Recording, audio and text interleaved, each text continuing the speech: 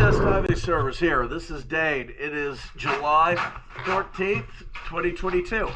We are here at the dock. We have we concreted and wrapped the pilings.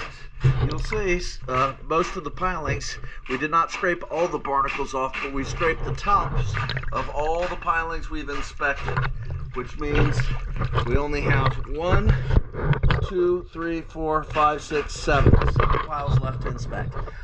You do have some torn material. We will be back for that. When we're there, we'll also bring our high pressure washer so that we can blow the barnacles off of the nail line. If you look at this nail line over here, you'll see barnacles can grow and pull that material apart. So when we do schedule to come back out and add that missing material, which is no additional cost to you, we will spray those nail lines at that time.